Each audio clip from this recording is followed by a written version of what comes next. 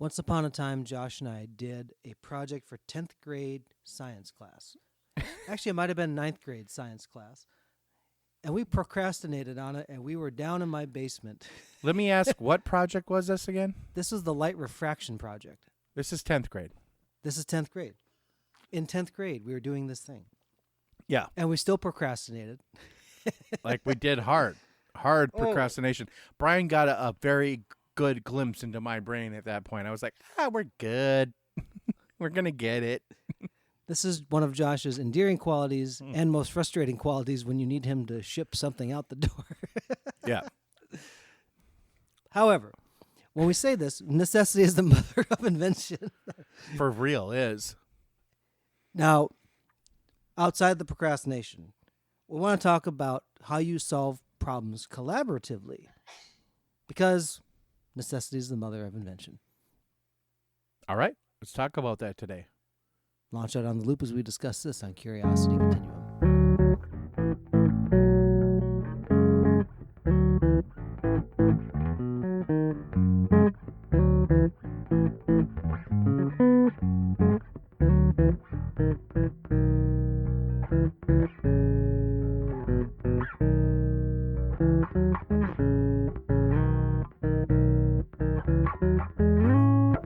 Hey, everybody. This is Josh. And this is Brian. Welcome to the podcast for Curiosity Continuum. Curiosity Continuum is an industry-innovating, non-traditional company passionate about growing wisdom in the next generation. We are the essential bridge between the analog and digital worlds by building collaborative communities that unleash the power of adaptive expertise and innovation needed to thrive in the 21st century. We combine and mix essential elements needed to empower people to succeed in new ways, not possible outside of a creative, thoughtful, diverse community of fellow curious people. Follow us on your favorite podcast app to receive notifications of new content. If you like what you hear and you want to dive deeper, please visit us at curiositycontinuum.com. Thanks for tuning in, and let's start the conversation. So, contrary to Josh's comment during the rhythm and before rhythm and roll, this is not throw Josh under the bus comment. It is something, though, that we talked about before we even started recording the podcast, and it was about how we worked on problems together. I wanted to revisit this because I think that people don't understand sometimes how to collaborate on solving a problem. And for those that do it, it sounds like, well, of course you collaborate on it. But many times self-referencing whatever it is gets in the way, and you start to lose that vocabulary. Yeah, I think people start to, honestly, they just don't feel that, like, what they have to say or how they interact with people is, like, necessary or of value. And so a lot of people just don't talk or just don't say stuff. And so, like, Brian and I have obviously being friends, like, you know, we shoot the crap on all sorts of stuff. And when we were in the same classes together, we didn't actually plan to be in same classes together. It just kind of happened that way. And so there was a lot of times we were just in the same classes, especially like science and math classes for some reason. So until Brian just decided, I'm not going to do that math class anymore. And I just went on, and I was fine with that. And so I think that learning the basis of it is obviously just learning how to communicate. Like, do we just talk?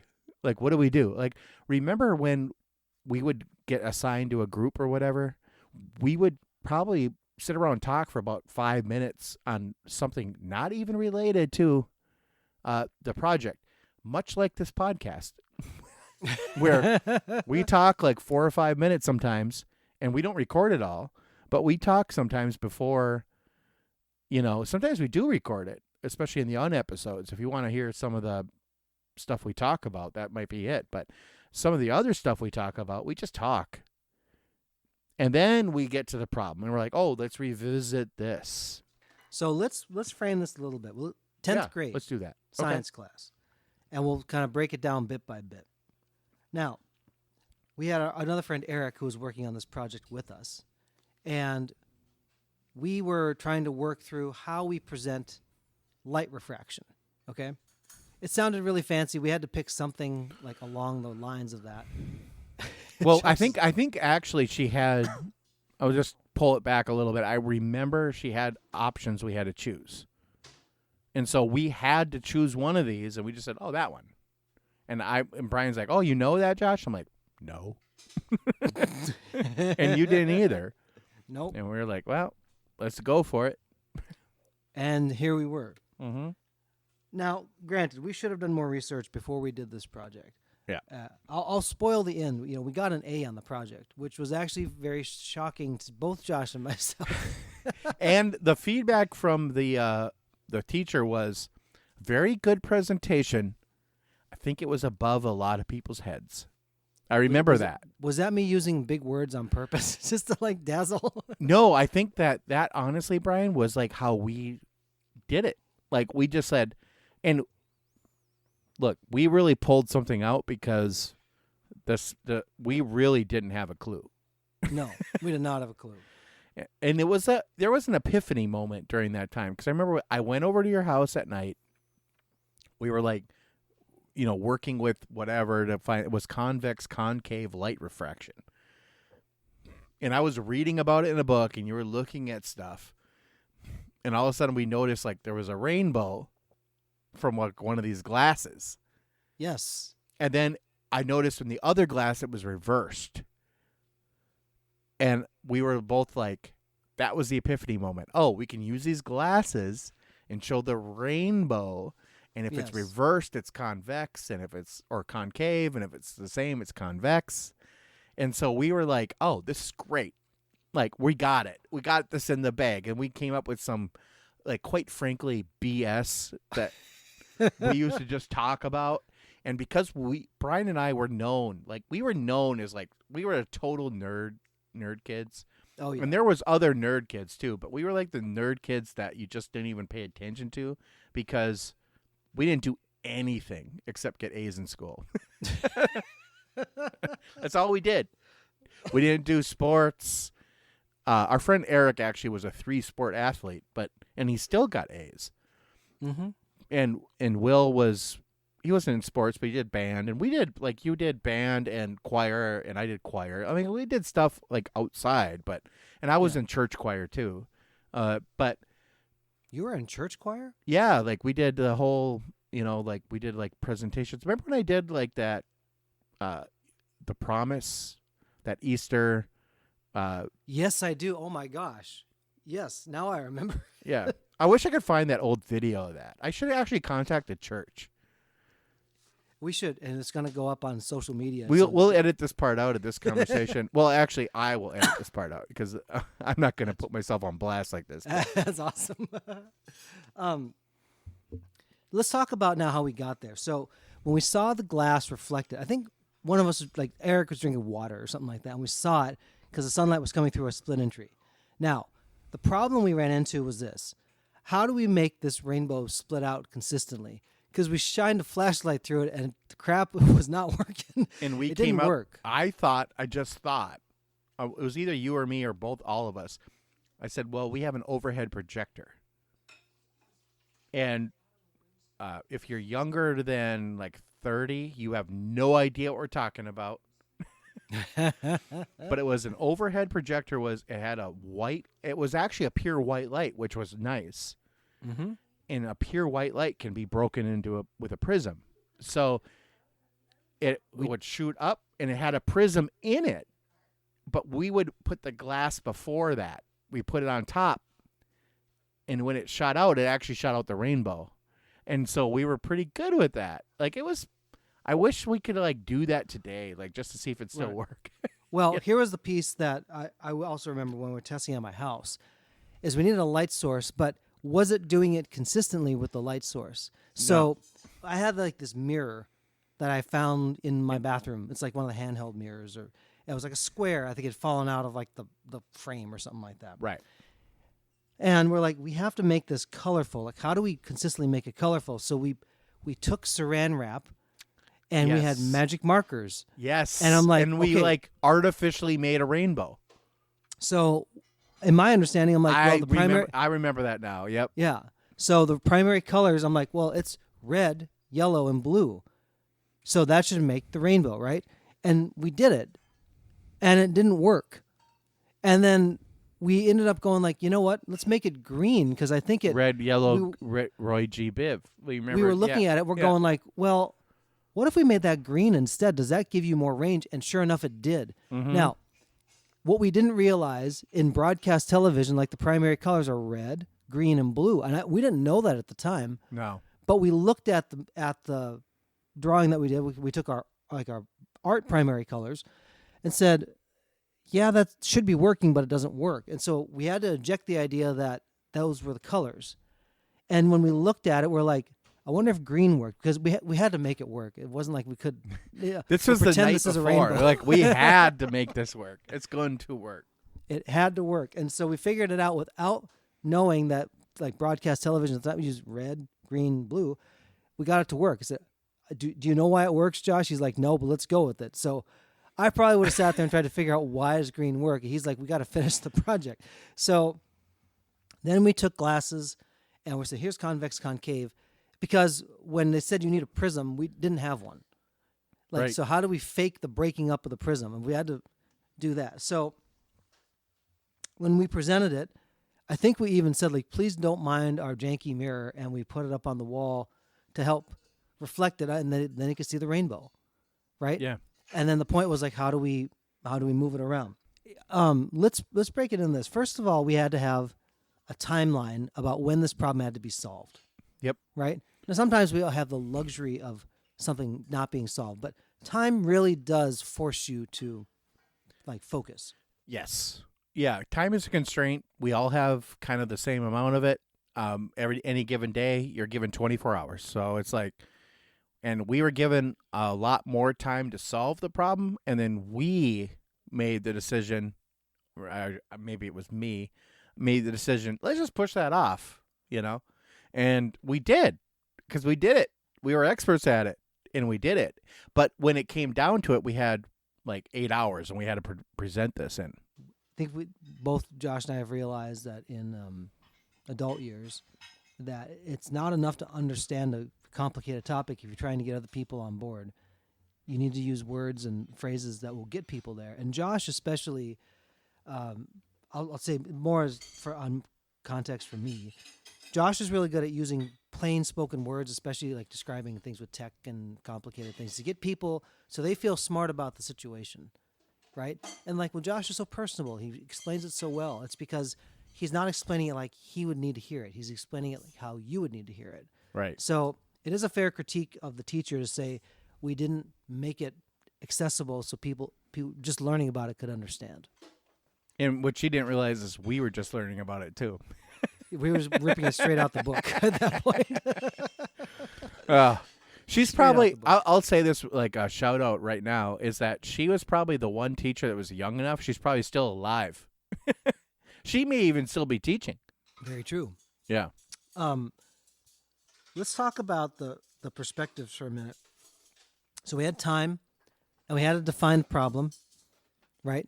Like we knew what we were trying to produce. So it wasn't a pure like creative exercise about, I don't know what's going to come of this, but we'll just see what happens. Correct. We had to have something done with criteria by a time. Yes. So those are the two factors that help drive it. Now, the third factor, I guess we'll call it trust, but I think it might also have been like, well, for us, like we knew each other, we could trust each other. No, I think that's good. Like, it's almost like confidence. It's trusting in each other. That, like, we trusted that when I said, "Look, we got this," and you're like, "I'm not really sure, but let's do it." Yeah, I That trusted was- you. You took the leap, Yep. and then in my heart, I'm like, Brian took the leap. I better perform this, because otherwise we're not friends anymore, and I'm gonna be like, have no friends.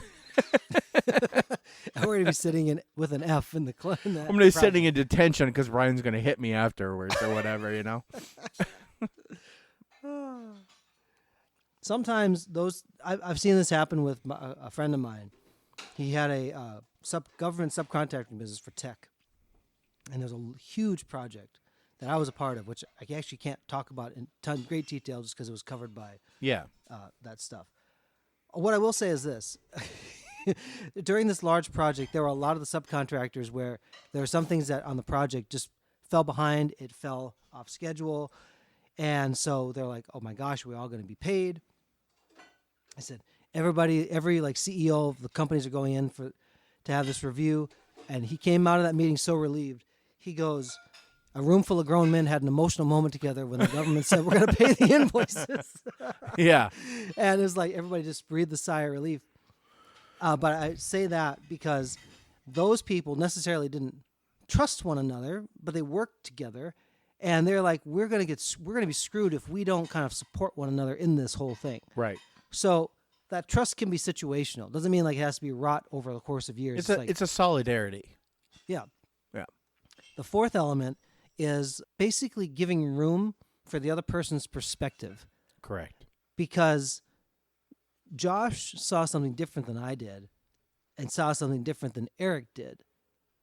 And we allowed each other to speak because none of us had the answer. So everything was on the table. But this is the perfect example of that collaborative problem solving, where not one person had the answer, but together we got the answer. And that's the whole point of this. It is to take everyone's perspective, pull it all together, and come up with a solution. And it's the correct one. And so this is really profound for a lot of people, because a lot of people will try to do it on their own. And even if they don't have the answer, they might not ask for help. But it's not like a sign of weakness to say, I need help with this. I need help. Or even in school, it's like when teacher throws you together, it doesn't mean that one person does all the work and the other two just kind of like slag off and get it done, or get the same grade. It's that you all work together to solve a problem. I'll be the first to raise my hand. It took me a long time to become comfortable sharing works in progress, especially after college. And you're trying to make a name for yourself in your career or distinguish yourself.